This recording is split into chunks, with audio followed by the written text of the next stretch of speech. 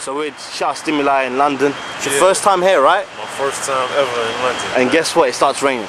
That's what it is. It's alright. Right, so you finally released your album, My Soul to Keep. Yeah. It's been what, you released it in October, right? So it's been a few months. What's been the reaction so far, like, you know, for the most part?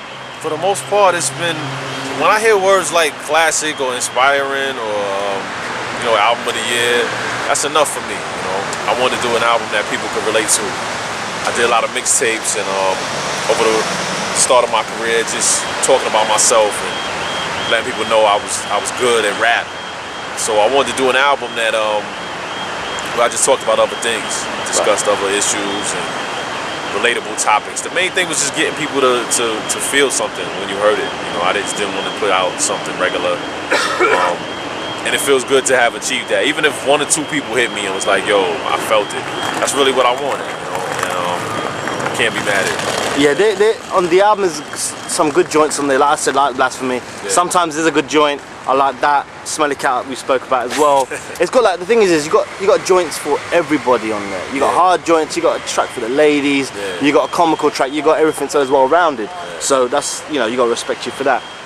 Now you got a rich history in hip hop, and I don't think a lot of people really understand how much you've been involved in hip hop, from the Juice Crew era, Kane, you know, Biggie, interning at Roc-a-fella Records. What kind of impact has that had on your artistry in terms of the music that you put out now? You know, it's the reason for me getting into it. You know, my brother was down with Master Ace back in the days, and had me traveling around. My brother Lord Digger just had me around everything. You know, I was at Symphony 2 video shoot. I was in the studio, you know, with Kane and on Master Ace's Slaughterhouse album, the original Slaughterhouse, for all y'all that don't know. But you know, that just made me inspired to want to do it for real.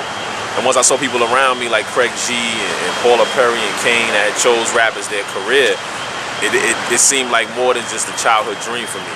So I went real hard at it. Yeah. And you know, even being around Big and my brother, I gotta thank him for just giving me that opportunity to see a lot of things and not shutting me out. And I did a show with Master Ace recently, and I got to see a lot of the people that went to high school with Ace and my brother, and you know, they knew me as a little kid. So they were like really amazed to see me on stage doing what I do, but it was a great feeling, man. So it definitely helped me out. Even the intern at Roc-a-fella, which actually helped me get a record deal, because that same person I interned for signed me 7 years later. So for all y'all out there, intern, man. It's not a bad thing. there's dreams can be, you know, dreams can come true from it. You never know what life has in store for you. Definitely. Now, I remember seeing an interview with Miss Drama you did, shouts to Miss Drama, where you were talking about, well, you were talking about just your label situation, but you mentioned how, like, when you were at Virgin, Jermaine Dupri was there, and he wasn't so sure, but then he heard your music, and then he was on it. Why do you think labels keep overlooking your talent? Because you've got a good history, you're a dope MC, so why do you think people are overlooking, you know, Sha Stimuli? I think when you think about the business aspect of music, it's really more about marketing. It's about a selling point. And if you come into the game focused on saying something or being good as an MC, it's not really, that's not the major selling point, you know. It went away from just lyrics. Like, as you said, I come from an era in the early 90s where I was a kid growing up, and you know, we listened to people that had something to say, people that spit. But at the same time, the selling points were the artists that had marketing, that when you saw them, you identified with a certain thing. You know, the NWAs, Tribe Called Quest, whoever it was, they had something going on with them that was outside of just raps. So when you look at Sha Stimuli, one of the issues that I've always had is it's tough to box me into something. You know, I'm not really a hipster, a gangster, I'm not totally conscious, so it takes a marketing team to say, all right, how can we sell this person to the people, to the masses, you know, or it takes a certain record that has pop appeal that's going to gather a lot of people in. So for a lot of up-and-coming rappers or MCs that may get stuck into a certain area where they consider underground, it's because you haven't figured out how to reach the people, you know what I'm saying? And for most of my career, I don't know if it was purposeful, but I wanted to focus on the music, you know, and I wanted to say, you know, if there's a marketing plan that comes with what I do, let it happen on its own. You know what I'm saying? Right now, I feel like I'm just a voice for the people, and people are identifying with it. The trick is to just make that profitable so that what you do remains pure. So I wasn't that overlooked, being that I got to Virgin Records off of just my talent, and had Def Jam, you know, going back and forth in between labels. But at the same time, there's a lot more that I could have done to make myself more appealing to more people. So is that a regret you have now, or is it just something you learn from and just... Nah, there's no regrets at all, because the day I signed the record deal, like, it felt like, you know, graduating from college, man. It felt better, actually, because I did graduate from college. So I wouldn't trade that for anything, you know.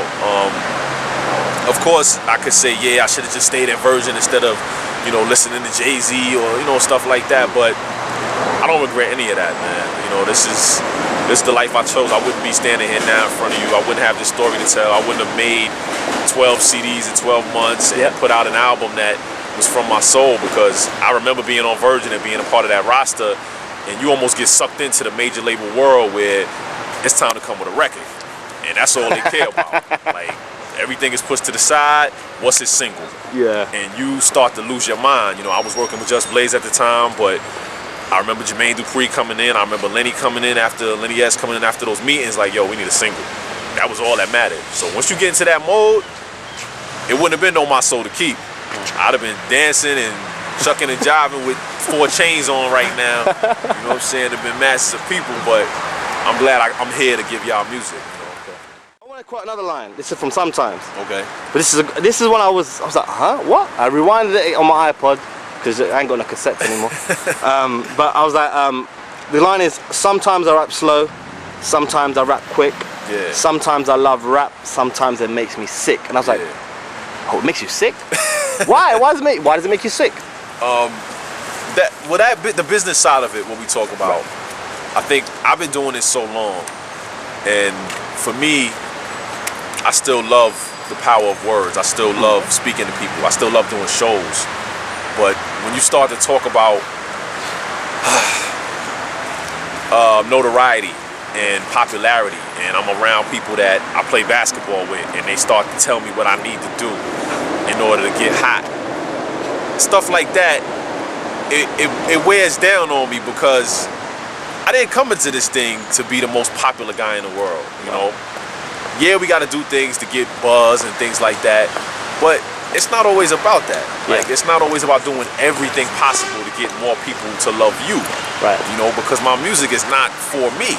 I do it because I have a gift and a talent, but it's for the people. So if I want to reach more people, it's because I want to reach more people, not because I want to be the hottest dude in the earth, you know. Right. So everybody thinks they have the answer, and when you hear a lot of that, it wears down on you. Or when you do shows and people are standing there trying not to look like they feeling you because they want to be cool because they man is getting on, or they don't think you better than that person. You know, these are some of the aspects of rap that I mentioned that I don't like. You know, when everybody and their mother turns out to be a rapper. You know, when I'm at McDonald's or I'm at, you know, getting a FedEx package or something, and dude handing me a package, realize who I am, and got a CD in his back pocket. You know, I'm not saying you can't have your dream. I'm just saying that rap isn't for everybody. So these are some of the things that make me some days, you know, and I was talking to DJ Snips about this too, like some days you make me want to just do this for the purity of what it is and have another means of income. I would love to have a Mos Def, a Common career where, you know, you can act and do movies and things like that, and when you choose to do an album, it's so real and it's so authentic because you ain't worrying about the record sales. Definitely. Yeah. That's just being honest. So you're working on a new album at the moment? I'm working on, it's like another mixtape album. I said I wouldn't do another mixtape, but somebody paid me to do something. So. You got a name for it at the moment? It's called Unsung. Unsung. Yeah, how deep are you into the project at the moment? I've recorded a couple of things, a couple of tracks, but I'm searching for direction on it. You know? I really want to figure out what people got from the last CD and what they still want to hear. Some of the topics that I missed out on, and that's it. I'm gonna drop something on Valentine's Day too. It'll be like a resurgence of what I did 2008 on the Love Jones CD, just for people that missed out. I think I'm a little more popular now, so I have better tools to get some of that music out there. So yeah, the blogs show you love, especially in the States. That's what the top blogs up there show you love.